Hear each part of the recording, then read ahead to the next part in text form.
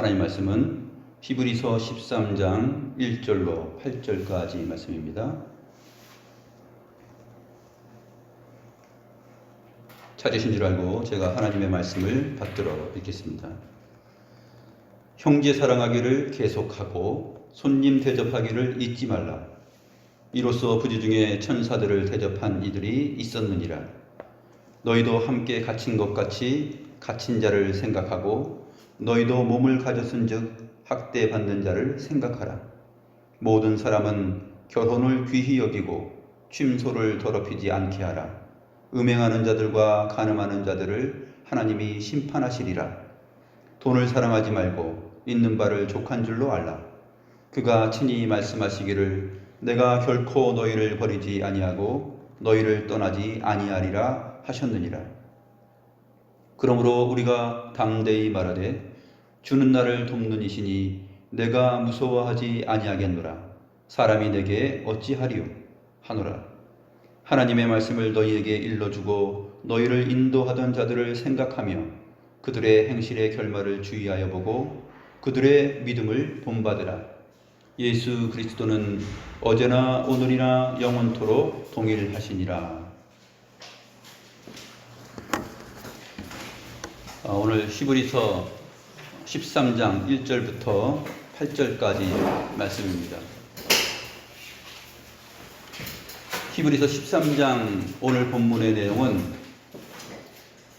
지난번에도 말씀드렸듯이 계속해서 사도가 히브리서 10장 마지막 부분부터 시작해서 설교하는 내용을 13장에 와서 결론적으로 적용시켜주고 말씀을 나누는 귀한 권면의 말씀들입니다.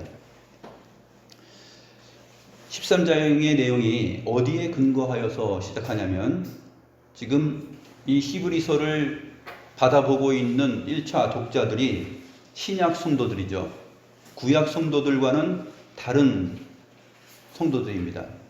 어떤 면에서 다르냐 하면은 구약 백성들은 그림자와 모형 안에서 실체를 바라보면서 그리스도를 바라보는 경주를 하였다면 신약의 성도들은 그림자와 모형이 아니라 실체이신 그리스도께서 하나님의 아들이시요 영원한 대제사장이신 멜기세덱의 반차로 오신 그 주님께서 십자가 사건을 통하여서 성소의 휘장을 뚫고 그 거룩한 하늘 초소 안으로 들어가셨다 하는 것을 믿는 자들입니다. 거기에 근거한 자들이죠. 그렇기 때문에 지난 시간에 우리가 살펴봤을 때 어떤 내용을 살펴봤냐면 구약의 성도들은 만질 수 있는 곳, 불이 붙는 산, 침침함과 흑암이 있고 폭풍이 있고 또 번갯불이 있고 그렇게 두렵고 떨리는 신의 산에 오르는 거기에 이르는 자들이었다면 신약의 성도들은 어떤 자들이냐면 시온산이죠. 손으로 만질 수 없는 산, 하나님의 도성, 하늘의 예루살렘과 천만 천사와 또 하늘에 기록된 장자들의 모임, 아벨의 피보다 더 나은 피를 뿌린 그 피에게 속해 있는 그 자리에 이미 도달한 자들이다 하는 면에서 다릅니다. 그러나 구약의 성도들과 신약의 성도들이 모두 하나님의 집 안에 거하는 교회요 백성이요 또 자녀라는 측면에서는 다를 바가 하나도 없죠. 그런 면에서 사도가 강조하는 바는 무엇이냐면 우리가 이제 흔들리지 않는 나라를 받았다. 지금 흔들리지 않는 나라를 받고 있는 가운데 있는 중이다.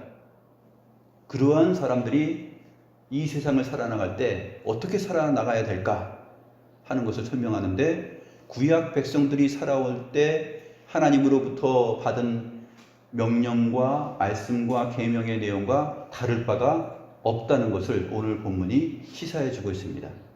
히브리서 11장에 나타난 구약의 모든 믿음의 증인들, 그 사람들이 걸어갔던 길과 다른 길을 제시하는 것이 아니라 그 같은 옛적 길, 선한 길, 그 길을 추구하라고 가르치는 내용이 오늘 본문 13장 1절부터 8절까지의 내용입니다.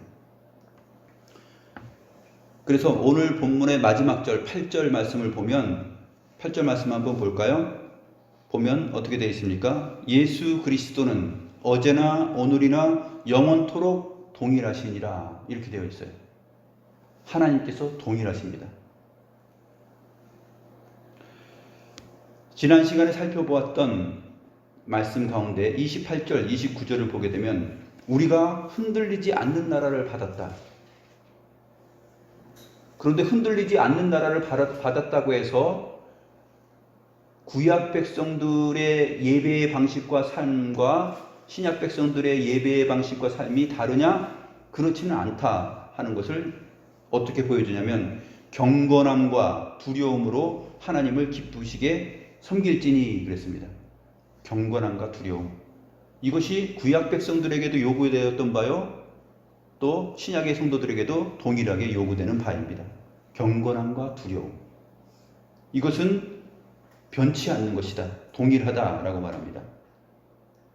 그것으로 하나님을 기쁘시게 섬기자라고 권면하였습니다.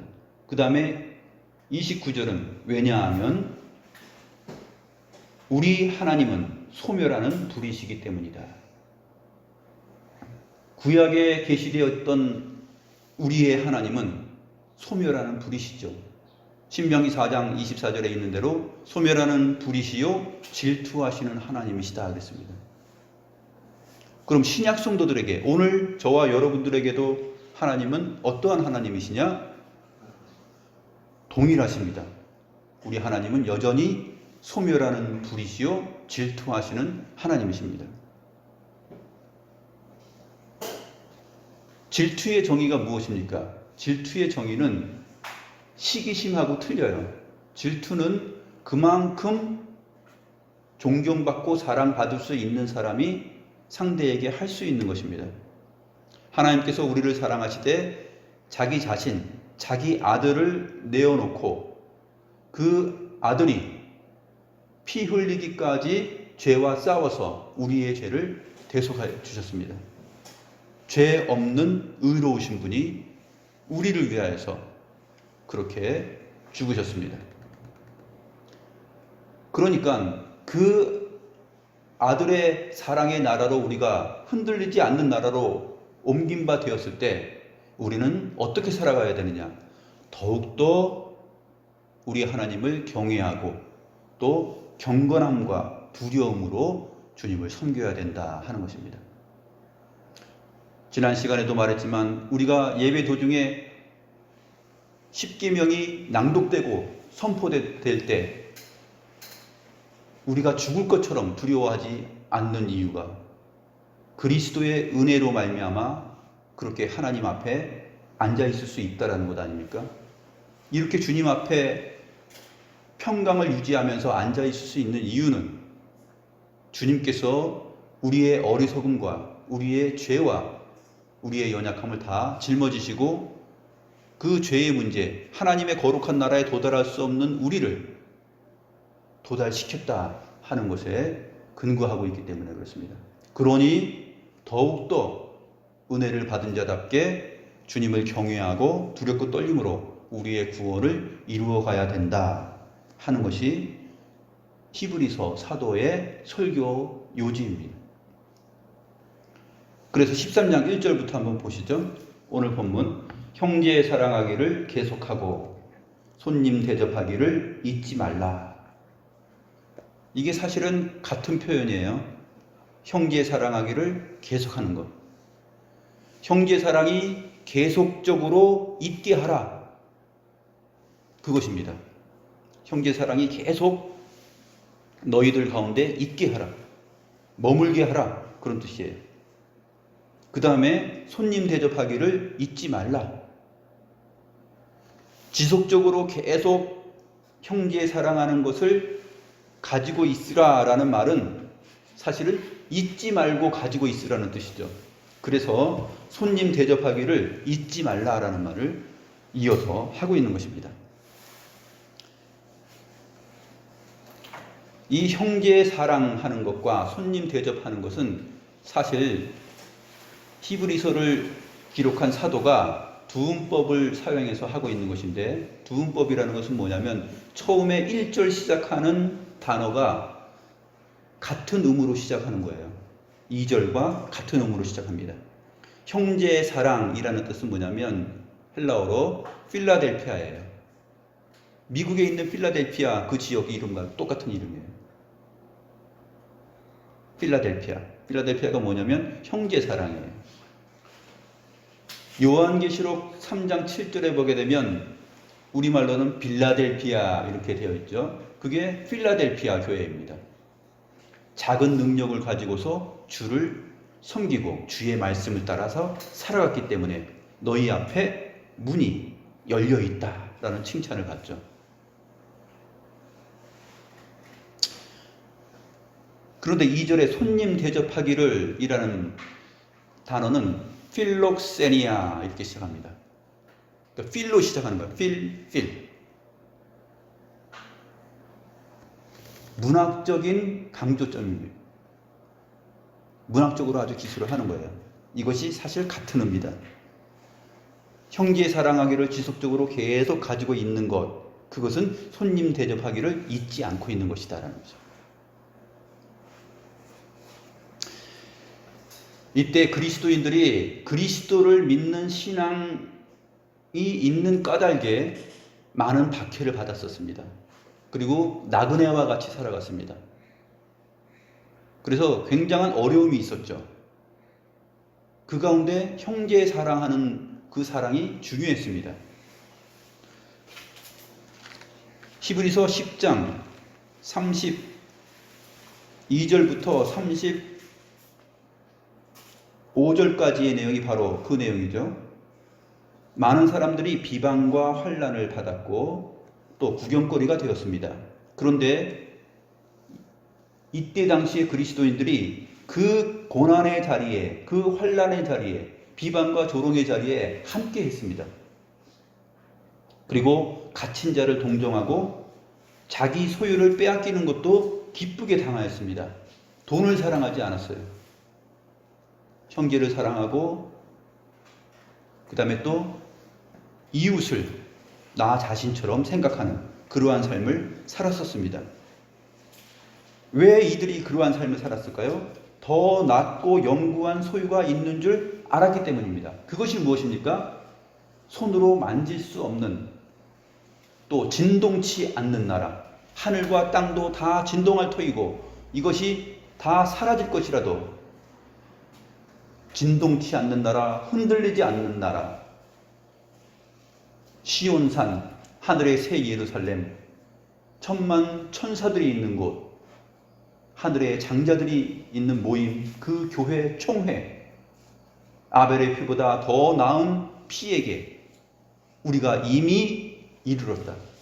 그러나 아직 이 땅에 살고 있지 않는가? 그러한 이 신약의 성도들이 어떻게 살아가야 되는가? 예수 그리스도께서 어제나 오늘이나 동일하신 것처럼 그 주님의 계명과 주님의 말씀을 따라서 우리가 살아가야 될 것입니다. 라는 설교를 하고 있는데 그것이 바로 오늘 본문 내용을 통해서 하고 있는 것입니다.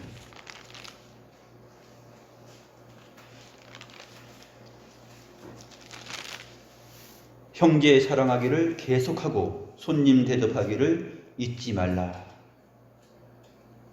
그러면서 한 사건을 얘기합니다.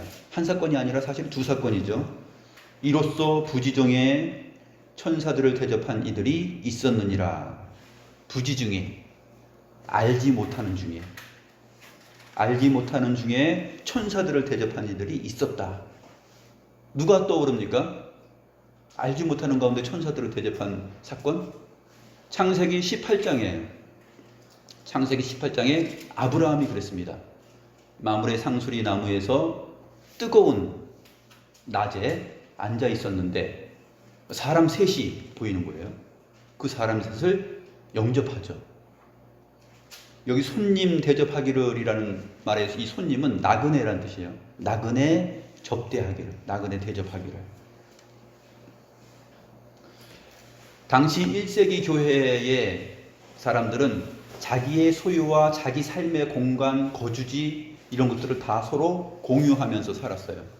사도행전에도 있듯이 그러한 삶을 살았던 내용이 1세기 성도들의 삶이었습니다. 그렇기 때문에 낯선 사람들, 나그네라 할지라도 그들이 그리스도 안에서 한 형제요, 자매요, 그들이 방문했을 때 자기 집을 다 개방을 하는 거예요. 오늘날은 자기 집을, 자기 프라이버시, 그 다음에 자기 사생활 공간, 이런 식의 의식들이 너무 강하기 때문에 성도들 간의 교류도 별로 거의 없거든요.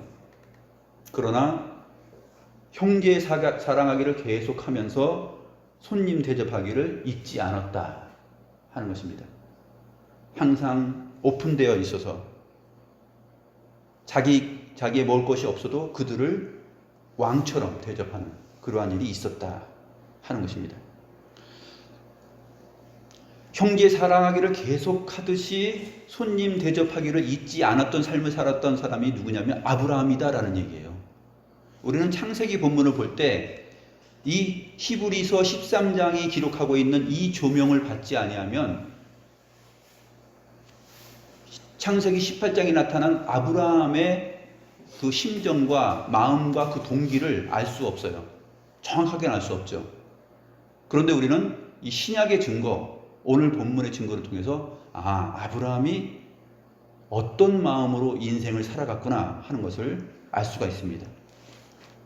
그래서 창세기 18장 1절부터 5절 말씀을 보게 되면 내 주여 내가 주께 은혜를 입었사오면 원하건대 종을 떠나 지나가지 마시옵고 물을 조금 가져오게 하사 당신들의 발을 씻으시고 나무 아래에서 쉬소서. 내가 떡을 조금 가져오리니 당신들의 마음을 상쾌하게 하신 후에 지나가소서. 당신들이 종에게 오셨음이니이다. 자기 자신을 낮추고 이 나그네 손님 대접하기를 왕처럼 대접했다라는 거예요. 우리 창세기 본문을 읽을 때 아브라함이 종이오니 하면서 막 이렇게 이러한 표현들이 손님을 어떻게 대접했느냐? 형제의 사랑하는 마음으로 지극정성으로 대하였다라는 것입니다. 성경은 부지 중에 알지 못하는 가운데 천사들을 대접하였다라고 기록하고 있습니다. 또 한 군데 있죠. 바로 다음 장 창세기 19장 1절부터 3절에 보게 되면 거기는 소돔과 고모라에 있었던 아브라함의 조카 롯입니다. 소돔과 고모라가 얼마나 음란한 지역이고 음란한 장소입니까? 남자가 남자를 사랑하는, 여자가 여자를 사랑하는, 오늘날로 말하면 이 동성연애, 이것이 판치는 장소였죠. 하나님께서 그들을 부끄러운 정욕대로 내버려 두셨기 때문에 그들이 순리대로 살지 않고 영리로 살았다. 그게 로마서 1장 26절부터 27절에 있는 내용입니다. 소돔과 고모라 시대 때 그 자리에서 있었던 일은 사실 사도 바울이 로마서 편지를 쓸 때에도 그 당시에도 있었던 일이에요. 그러니까 교회 안에 신앙생활을 한다는 사람들 안에도 그러한 위험성들이 같이 있었던 거예요. 그래서 사도는 부지 중에 천사들을 대접한 사람들 중에 아브라함을 언급하고 그 다음에 조카 롯을 언급합니다. 천사들을 대접한 이들이 있었다. 그러니까 한 사람을 말하는 것이 아니라 복수, 여러 사람을 말하는데 그 중에서 아브라함과 롯을 말합니다. 저녁 때 천사들이 둘이 소돔과 고모라에 이르렀습니다.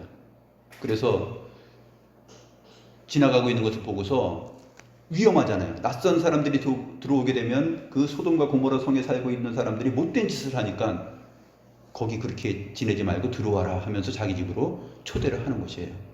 형제 사랑하기를 지금 계속하고 있는 것입니다. 하나님의 언약과 말씀을 가지고서 형제 사랑하기를 계속하고 있는 것이에요. 나그네 대접하기를 잊지 않고 있는 것이에요. 아브라함의 머릿속에, 아브라함의 마음속에, 롯의 마음속에, 롯의 생각 속에 어떤 생각들이 있었냐면 지극히 아름다운 신앙적인 생각이 있었어요. 그것은 뭐냐면 형제 사랑하기를 지속적으로 하고 있는 삶이 살고 있었다는 것이에요. 나그네, 낯선 사람 대접하기를 잊지 않고 살아가는 삶이에요. 그래서 롯도 이렇게 말합니다. 내 주여 돌이켜 종의 집으로 들어와 발을 씻고 주무시고 일찍이 일어나 갈 길을 가소서. 그들이 이르되 아니라 우리가 거리에서 밤을 새우리라. 거리에서 밤 새우면 위험한데 그 동성애 하는 그런 사람들이 나타나가지고 막 우리 서로 사랑하자 그러고 막 달려들 텐데 안 되죠. 롯이 간청합니다. 밖에서 밤을 새다니요. 안 됩니다. 뭐 들어오라고 그럽니다. 자기 집으로 들어오게 하고 롯이 그들을 위하여 식탁을 베풀고 무교병을 구우니 그들이 먹었다. 그렇게 기록하고 있습니다. 예수 그리스도는 어제나 오늘이나 영원토록 동일하신 분이시다. 그러니 예수 그리스도를 통하여서 흔들리지 않는 나라, 그 사랑의 나라를 소유하고 그 안에 이미 들어간 자들이 아직 들어가지 않고 경주하는 자리에서 어떠한 경주를 해야 되느냐? 불편한 것들을 다 벗어버리고 경주를 해야 되죠. 그 불편한 것들이 뭐냐면 바로 하나님의 말씀과 일치하지 않는 세상적인 가르침, 세상적인 문화, 판단, 이 모든 것들을 다 벗어버리고 경주를 해야 되는 것입니다. 그래서 3절부터 5절까지 내용이 나옵니다. 너희도 함께 갇힌 것 같이 갇힌 자를 생각하고 너희도 몸을 가졌은즉 학대받는 자를 생각하라. 누가 갇혀 있으면 내가 갇혀 있는 것처럼 생각하는 것이에요. 누가 그리스도를 믿는 까닭에 신앙 때문에 옥에 갇혀 있으면 그 사람이 갇힌 것이고 나는 갇히지 않았다 해서 마음 놓고 사는 것이 아니라 형제 사랑하는 마음을 갖고 손님 대접하기를 잊지 않는 것이에요. 찾아가서 위로하고 내가 갇힌 것처럼 생각하는 것이에요. 얼마나 춥고 외롭고 아플까. 그 형제 사랑하는 마음을 지속적으로 갖고 있는 것이에요. 잊지 않고. 너희도 함께 갇힌 것 같이 갇힌 자를 생각하고 너희도 몸을 가졌은즉 학대받는 자를 생각하라. 잊지 않고 계속 생각하는 것이에요. 기억하는 것입니다. 이게 히브리서 10장 32절부터 35절까지 언급했었던 내용이에요. 그러한 내용, 한번 빛을 받은 후에 너희들이 그렇게 살았는데 인내로서 계속 해나가라는 것이죠. 중간에 포기하지 않고 이 삶을 끝까지 지속적으로 그 형제의 사랑이 너희 가운데 끝까지 머물게 하라는 것입니다. 아브라함도 그랬고 롯도 그랬다는 것이에요.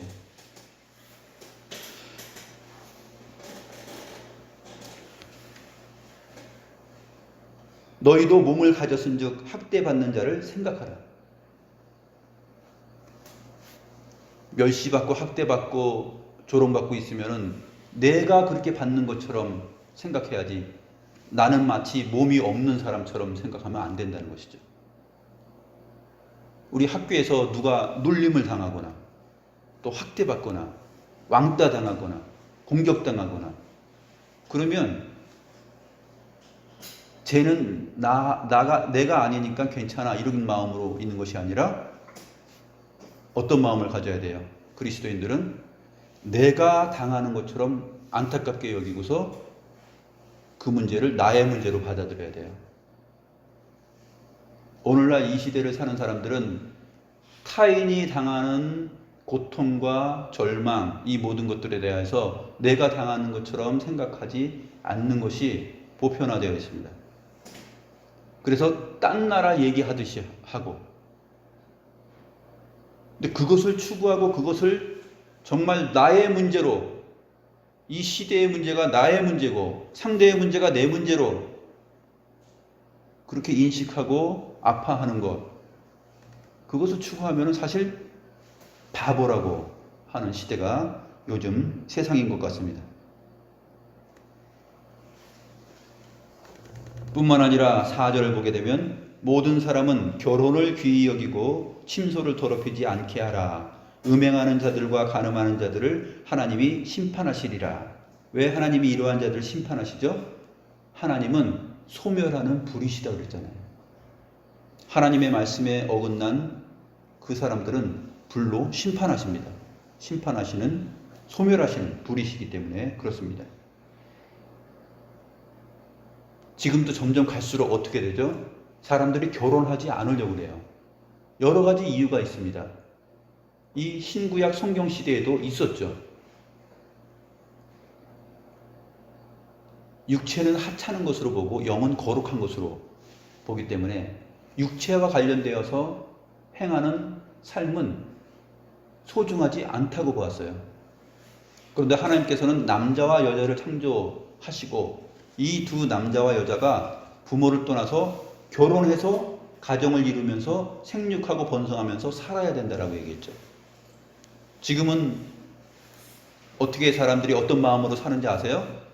그냥 내가 할 수 있는 거 하고 내가 좋아하는 거 하고 그 다음에 내가 좋아하는 분야에서 성공적으로 진급하고 출세하고,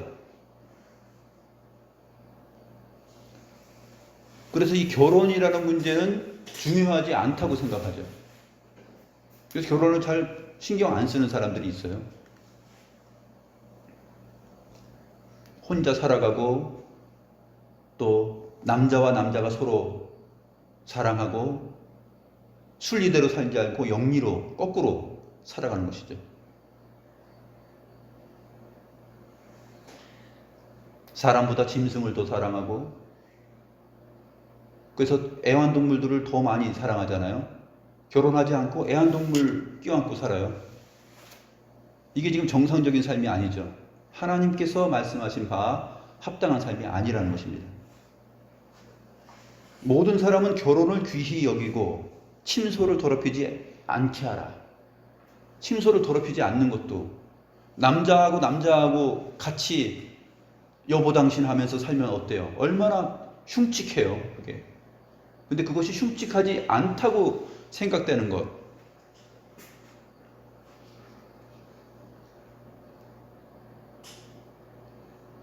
개인의 삶과 인격을 존중해줘야 된다 그러죠.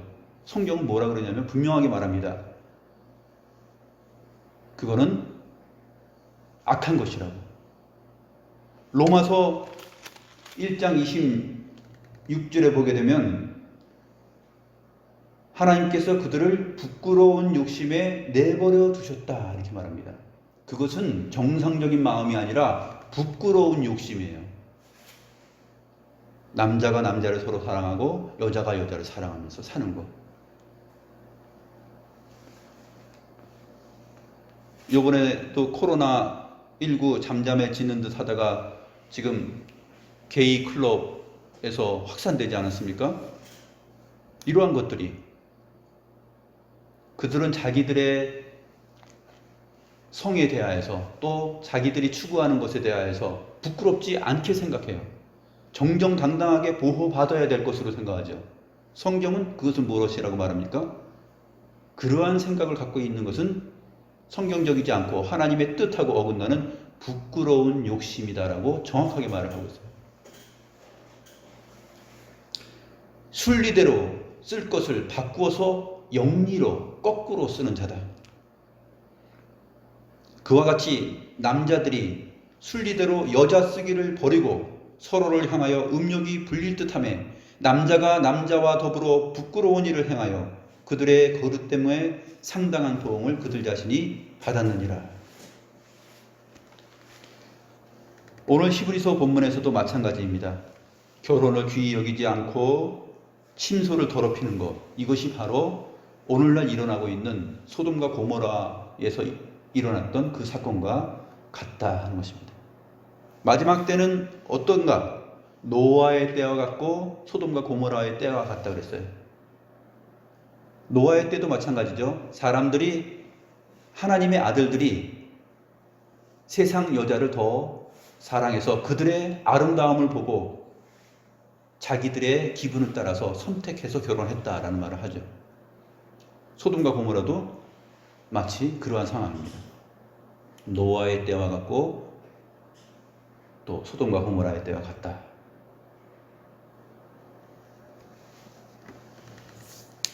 5절, 돈을 사랑하지 말고 있는 바를 족한 줄로 알라.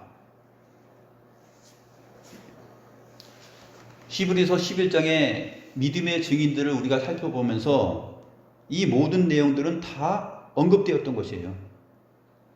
결혼을 귀히 여기는 것, 다 아브라함도 그렇고 이삭도 그렇고 또 야곱도 그렇고 결혼을 귀히 여기는 삶을 살았습니다. 그 다음에 돈을 사랑하지 않고 있는 바를 족한 줄로 알고 여기며 살아갔던 사람, 대표적으로 모세.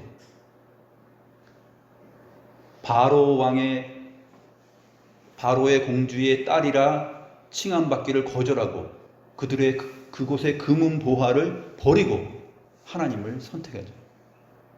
돈을 사랑하지 않는 것이에요. 이것으로 내가 사는 것이 아니라 하나님의 말씀으로 인하여서 산다 하는 삶을 살아갔습니다.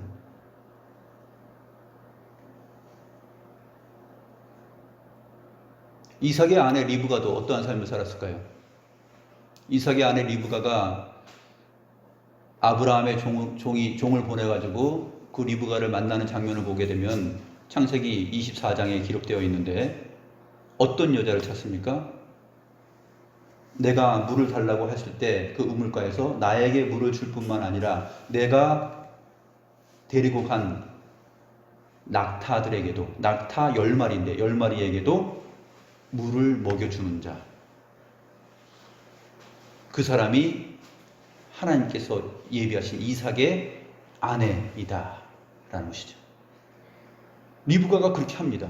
처음 만난 사람, 낯선 사람, 손님 대접하기를 어떻게 합니까? 융성한 대접을 합니다. 그 늙은 종에게 물을 줄 뿐만 아니라 낙타 10마리가 다 먹을 수 있게끔 구이에다 붓고 또 달려가서 붓고 해가지고 10마리 먹을 것을 물을 떠옵니다. 이게 형제 사랑하기를 계속하고 손님 대접하기를 잊지 않는 삶을 이 리브가가 하나님의 말씀에 근거해서 살아갔다는 거예요.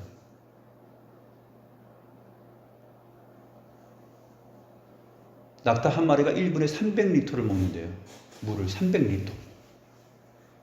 10마리면은 1분씩만 먹어도 몇 리터예요? 3000리터. 3000리터를 물 떠서 붓고 또 달려가서, 성경에 보면 달려가서 떴다 그래요. 달려가서 또 떠서 먹이고 낙타들을 다 먹여요, 물을. 여자가. 심히 아름다웠다. 겉모양만 예뻤을 뿐만 아니라 그 속도, 형제의 사랑하기를 계속하고 손님 대접하기를 잊지 않고 사는 그러한 삶을 살았다는 것이죠. 우리 이든이 가온이가 나중에 커서 결혼한다면 어떤 사람을 선택하느냐? 돈 많이 벌고 편안하게 살 수 있는 사람? 땡! 되겠어요. 하나님 말씀대로 그대로 배우면서 생각하면서 살아요. 나는 어떤 사람이 되어야 될까? 난 리브가 같은 사람이 되어야 되겠구나. 나는 이삭과 아브라함과 요셉 같은 사람, 또 야곱 같은 사람이 되어야 되겠구나. 그렇게 살아가는 것입니다. 형제 사랑하기를 계속하고 손님 대접하기를 잊지 않는 삶. 베푸는 것을 좋아하고 나중에 아내 될 사람 또 남편 될 사람을 선택할 때 그런 사람을 보는 거예요. 다른 거 학벌 너 어느 대학 나왔지? 너 지금 어디 살지? 강남 사나? 집 있나? 아파트 있나? 이런 걸 따지는 게 아니라 그 사람이 형제 사랑하기를 계속 하고 있는가? 손님 대접하기를 잊지 않고 있는가? 그거를 살펴야 돼요. 하나님께서 원하시는 삶이에요.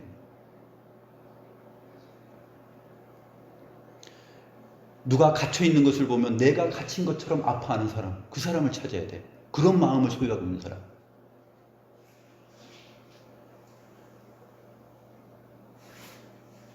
누가 학대를 받으면 내가 당하는 것처럼 아파하는 사람.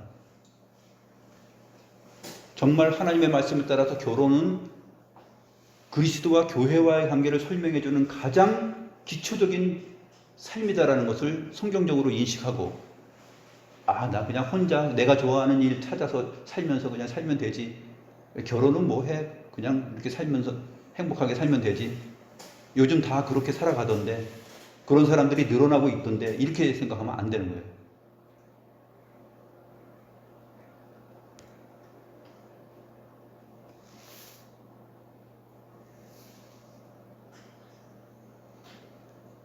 이 말씀을 하신 다음에 3절 5절의 말을 한 다음에 5절 끝부분에 이렇게 말합니다. 그가 친히 말씀하시기를 내가 결코 너희를 버리지 아니하고 너희를 떠나지 아니하리라. 어디를 인용하냐면 모세의 글을 인용하는데 신명기 31장 6절과 여호수아 1장 5절 동일한 말씀이 기록되어 있는데, 여호수아에게 하는 말이요 이스라엘 백성들에게 하는 말이에요. 신명기 31장 6절에는 이스라엘 백성들에게 하고 또 여호수아에게도 했는데, 여호수아 1장 5절에 가서는 여호수아에게 합니다. 이 말씀을 왜 하느냐? 너희가 앞으로 들어갈 땅, 그 가나안 땅에 들어가면 너희는 하나님의 말씀과 계명과 율례와 법도를 따라서 하나님을 사랑하고 이웃을 나 자신처럼 사랑하는 삶을 살아라. 그러면 내가 결코 너희를 버리지 아니하고 너희를 떠나지 아니하리라. 형제 사랑하기를 버리고 손님 대접하기를 잊고 떠나는 사람은 하나님께서 그들도 떠나실 것이다. 왜? 하나님은 질투하는 하나님이요 소멸하는 분이시기 때문에. 이것이 신약 성도들에게 지금 하는 말인데 왜 하느냐? 우리 하나님은 어제나 오늘이나 영원토록 동일하시기 때문에 그렇다. 하나님의 율법, 구약 성경에 기록된 하나님의 계명과 율례와 법도 이것은 영원토록 동일하다는 것입니다. 비록 신약의 성도들이 만질 수 있는 산을 넘어서 만질 수 없고 또 두렵고 떨림으로 나아가지 못하는 것이 아니라 정말 담대히 나아갈 수 있는 그 자리, 시온의 자리에 이르렀다 하더라도, 하늘의 예루살렘에 속하였다 할지라도, 그러나 이 땅에 사는 동안에 아직 우리가 살아가야 될 내용은 무엇이냐? 그 삶의 자태는 무엇이냐? 그것은 십계명의 내용을 벗어나지 않는다 하는 것이에요.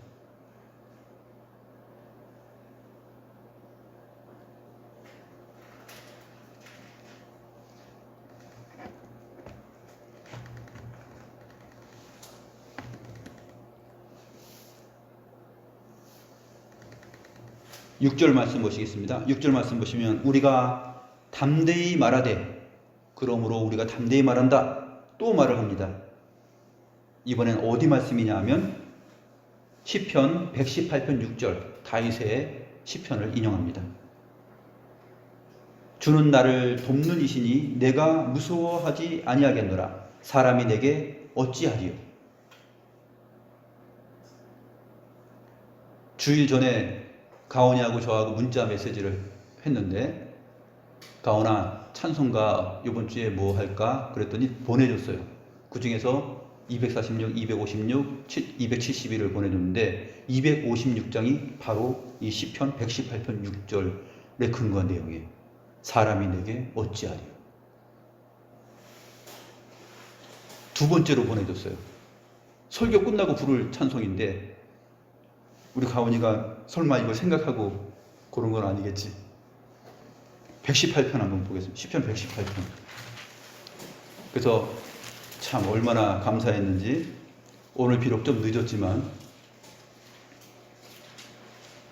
118편 6절 보겠습니다.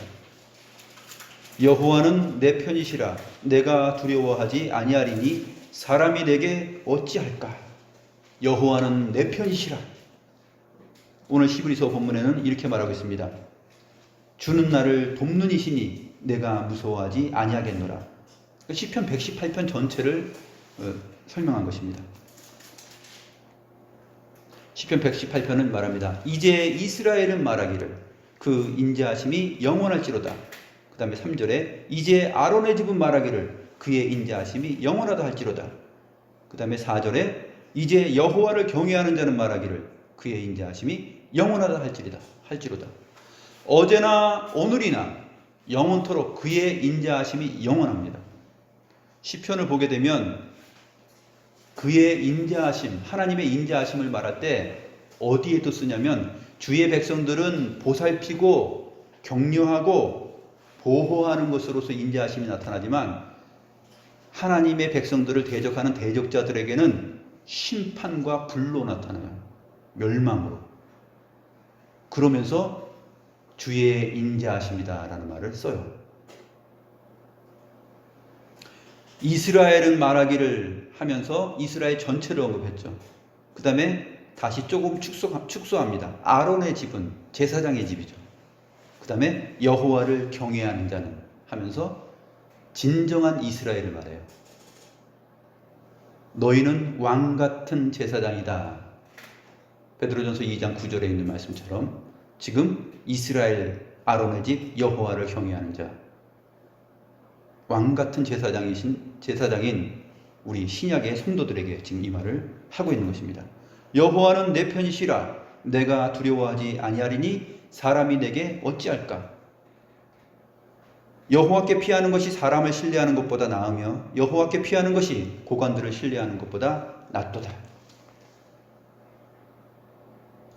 우리는 돈을 사랑하고 재물이 있고 부유한 사람들을 의지하고 성경에 말하는 대로 말을 의지하고 병거를 의지하지만 하나님은 말과 병거를 의지하지 말라 그러죠. 오늘날 하나님을 대신하는 것은 그 무엇도 아니고 사람들은 이제 하늘의 별과 또 태양, 달 이런 것들은 이제 잘 섬기지 않아요. 무엇을 섬깁니까? 돈을 사랑합니다. 돈이 이제 신이 되었죠. 그렇기 때문에 돈을 사랑하는 까닭에 결혼도 안 하고 침소를 더럽히고 그렇게 살아가는 것이고, 돈을 사랑하는 까닭에 남이 학대를 받아도 내 몸은 지금 학대받는 자리에 있지 않기 때문에 그냥 그것을 위하는 삶으로 나아가고 하는 것이에요. 하나님을 사랑한다면 어떻게 될까요? 하나님을 사랑한다면 하나님의 계명을 생각하겠죠. 형제 사랑하기를 지속적으로 하고 나그네 대접하기를 잊지 않고 하는 것입니다.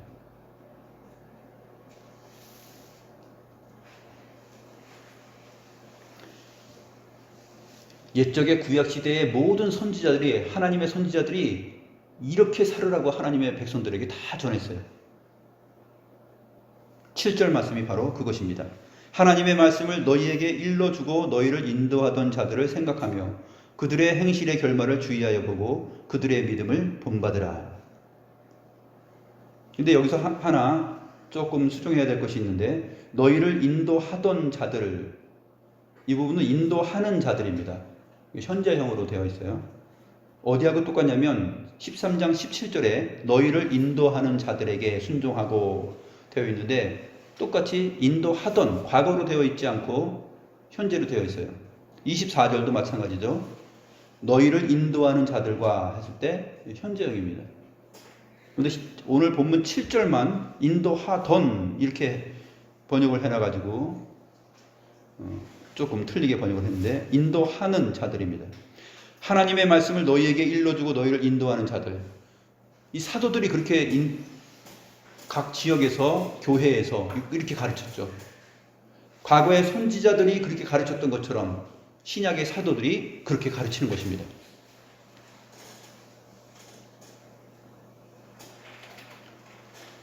그 의미를 이 13장 본문에서 아브라함을 언급하고, 그 다음에 여호수아에게 말씀했던 그 신명기서와 여호수아서를 언급하고, 그 다음에 다윗의 시편을 언급하잖아요. 그 성경 말씀을 근거하여서 지금 하나님의 말씀을 너희에게 일러주고 너희를 인도하던 자들을 생각하라. 잊지 말고 기억하라는 것입니다. 왜 기억해야 되느냐? 예수 그리스도는 어제나 오늘이나 영원토록 동일하시기 때문입니다. 이 유명한 한국 교회에서 꽤나 유명한 말씀인데 과거에 순복음교회에서 많이 조영기 목사님이 하셨는데 예수 그리스도는 어제나 오늘이나 영원토록 동일하십니다 했는데 이 본문의 근거에서 충실하게 이것을 강조하기보다는 그냥 병 낫고 기적 베풀고 복 받고 잘 사는 쪽으로 했어요. 어떤 성경 구절을 강조하려면 그 구절이 문맥을 따라서 뒷받침되어서 이 말씀이 정작 말하는 핵심 포인트, 강조점이 왜 있는가? 사실 그것은 놓쳐버렸죠. 하나님은 동일하시다. 과거에 많은 하나님의 백성들에게 큰 부유함을 주었다면 우리에게도 부유함을 주고, 물론 그것도 다 틀린 것은 아니고 일면 맞는 것이죠. 그러나 이 구절이 쓰인 문맥이 있잖아요. 8절 말씀이 가장 빛날 수 있는 것은 이 히브리서 13장 8절 말씀을 성령께서 이 서신을 기록한 사도에게 주셨을 때 이 문맥과 함께 주셨다는 것이죠. 영화를 보고 나서 영화를 만들어낸 사람의 의도를 떠나서 자기 마음대로 생각해서 얻을 것을 얻는 게 이게 포스트 모더니즘 세대의 사람들입니다. 미술 그림을 액자에 걸어놓고 그것을 보는 사람이 제각기 마음대로 느껴라. 그것이 해석이다. 그것이 그냥 답이다. 성경은 그렇지 않습니다. 하나님의 말씀은 하나님께서 성령의 감동하심으로 말미암아 사도에게 주시고 기록하시고 이것을 교회에게 유익하게끔 주셨을 때 왜 주셨느냐? 무엇을 강조하기 위해서? 우리 주 예수 그리스도, 그분이 어제나 오늘이나 영원토록 동일하신 까닭은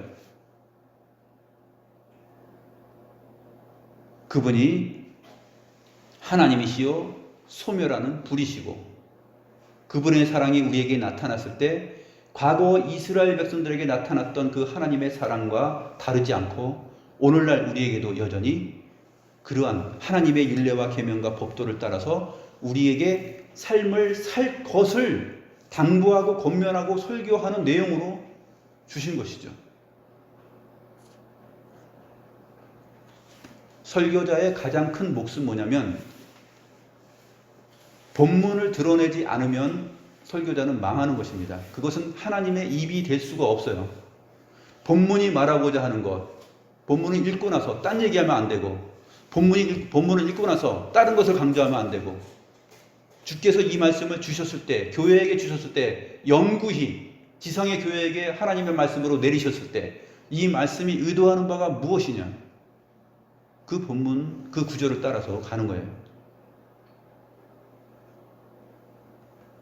예수 그리스도는 어제나 오늘이라 영원토록 동일하십니다. 그것을 믿는다면 우리는 어떻게 살아야 되는 것이냐?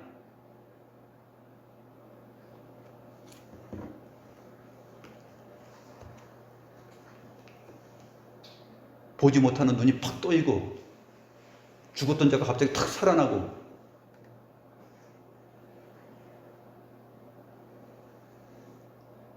없던 돈이 막 누구를 통해서 떨어지고 해가지고 잘 되는 것, 그런 쪽으로 동일하신 하나님을 얘기하면 안 된다는 것이에요. 그래서 9절도 그렇게 이어지는 것입니다. 9절을 보게 되면 여러 가지 다른 교훈에 끌리지 말라. 그 말씀이 9절에 이어지고 있는 것이죠. 다른 교훈. 하나님께서 말씀하시는 그 교훈을 따라서 살아가라 하는 것을 말하고 있습니다. 경건함과 두려움으로 하나님을 기쁘시게 섬길지니. 그래서 너희를 하나님의 말씀으로 가르쳐주고 인도하는 자들을 생각하면서 그들의 행실의 결말을 주의하여 보고 그들의 믿음을 본받으라 그랬습니다. 그럼 가르치는 자들은 어떻게 가르치고 살아가는가 한번 보죠. 제가 성경 말씀 디모데전서 3장 2절부터 3절의 내용을 기록했습니다. 오른쪽 중간에 보면 디모데전서 3장 2절 3절 그러므로 감독은 책망할 것이 없으며 한 아내의 남편이 되며 절제하며 신중하며 단정하며 나그네를 대접하며가 바로 손님 대접하기를 이라는 말하고 같은 단어예요. 가르치기를 잘하며 술을 즐기지 아니하며 구타하지 아니하며 오직 관용하며 다투지 아니하며 돈을 사랑하지 아니하며 오늘 본문에 있는 내용입니다. 나그네를 대접하고 돈을 사랑하지 아니하며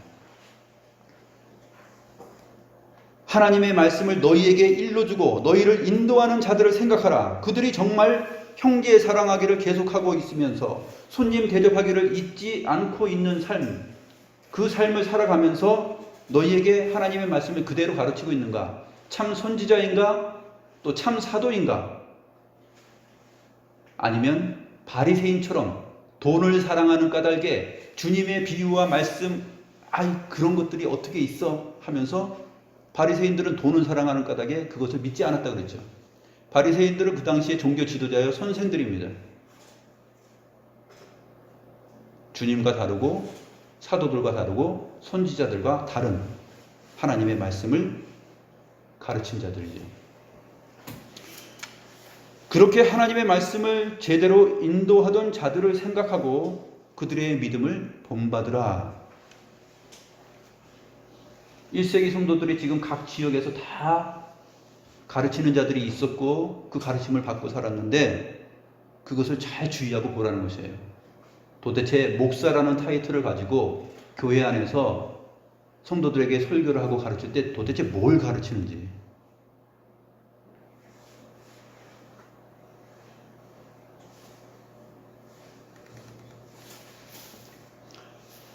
로마서에 오늘 본문과 같은 내용이 있습니다. 로마서 12장 10절부터 13절인데 오른쪽 위에 보면 형제를 사랑하여, 이게 필라델피아예요. 형제를 사랑하여 필라델피아 서로 우애하고 존경하기를 서로 먼저 하며 부지런하여 게으르지 말고 열심을 품고 주를 섬기라. 소망 중에 즐거워하며 환난 중에 참으며 기도에 항상 힘쓰며 성도들의 쓸 것을 공급하며 그것이 무엇이냐? 손 대접하기를 힘쓰는 거예요. 로마서 12장 10절에서 13절 말씀은 로마서 12장 1절부터 3절에 근거한 내용이에요. 교회에게 주시는데 너희 자신을 거룩한 산 제물로 드리는 거죠. 하나님을 기쁘시게 하는 것이 무엇인지 생각하고. 오늘 본문도 마찬가지죠. 12장 28절에 경건함과 두려움으로 하나님을 기쁘시게 섬기는 것이 무엇인지 말하고 있는 것이에요. 형제 사랑과 손님 대접하기를 계속하고 잊지 않는 것. 성도들의 쓸 것을 공급하며 손 대접하기를 힘쓰라. 이것도 역시 똑같은 단어입니다. 필록세니아. 필라델피아와 필록세니아가 지금 로마서 12장 10절과 13절에 같이 사용되고 있어요. 히브리서의 기록과 로마서의 기록이 통일성이 있죠. 사실 원래 편집된 신약 성경의 편집본, 가장 오래된 편집 그 사본을 보게 되면 로마서 다음에 히브리서가 와 있어요. 지금은 히브리서가 뒤쪽으로 와 있지만 원래 가장 초기에 편집된 신약 성경 책에는 로마서 다음에 히브리서가 와 있어요. 그만큼 가까이 로마서와 함께 생각할 수 있는 본문이다 하는 것을 알 수가 있습니다. 주님께서도 이렇게 말씀하셨습니다. 예수님의 비유 오른쪽 아래쪽에 보면 마태복음 25장 34절에서 40절 말씀. 임금이 얘기합니다. 임금님이 자기 오른편에 있는 자들에게 말하죠. 내 아버지께 복받을 자들이여 나와 창세로부터 너희를 위하여 예비된 나라를 상속받으라. 즉 흔들리지 않는 나라를 상속받으라는 얘기죠. 내가 줄일 때에 너희가 먹을 것을 주었고 목마를 때에 마시게 하였고 나그네 되었을 때에 영접하였고 헐벗을 때에 옷을 입혔고 병들었을 때에 돌아보았고 옥에 갇혔을 때에 와서 보았느니라. 그러니까 임금님 오른쪽에 있던 의인들이 대답합니다. 주여, 우리가 어느 때에 주께서 줄이신 것을 보고 음식을 대접하였으며 목마르신 것을 보고 마시게 하였나이까? 하면서 우리는 그런 적이 없는데요. 임금님이 대답하십니다. 40절. 임금이 대답하여 이르시되 내가 진실로 너희에게 이르노니 너희가 여기 내 형제 중에 지극히 작은 자 하나에게 한 것이 곧 내게 한 것이니라. 내 형제는 너희의 형제가 아니라 임금님이 말하는 거예요. 임금님 자신의 형제예요. 임금이 내 형제라고 말해요. 그 형제를, 그 손님을 내 형제라고 말합니다. 아브라함과 롯이 부지 중에 알지 못하는 가운데 천사를 대접하였다 그러잖아요. 하나님의 사자를 대접했습니다. 그 말씀을 하고 계시는 것이죠. 너희가 여기 내 형제 중에 지극히 작은 자 하나에게 한 것이 내게 한 것이라. 누가 줄이고 있으면 먹을 걸 주고 목마를 때 마시게 하고 나그네 되었을 때 영접하고 헐벗었을 때 옷을 입혀주고 병들었을 때 돌아보고 옥에 갇혔을 때 와서 보았다. 내게 하였다. 그런데 나중에 멸망받는 자들은 우리가 언제 주님께 하지 않았어요?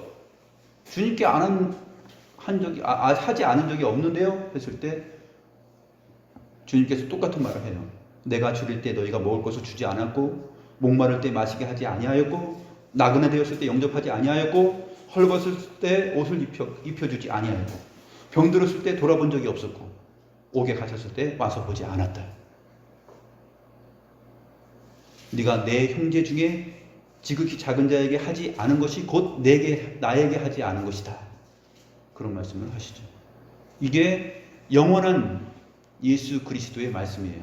어제나 오늘이나 영원토록 동일하신 예수 그리스도의 말씀, 하나님의 살아있는 말씀입니다.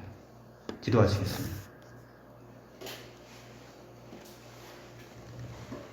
하나님 아버지, 우리 신약의 성도들이 이미 도달한 곳은 하늘의 새 예루살렘이요 천만 천사들이 있는 곳이요 하늘의 장자들이 있는 곳이요 그리스도의 보배로운 피가 약속으로 보장된 나라요 우리의 눈에 보이지 않고 만져지지 않는 나라.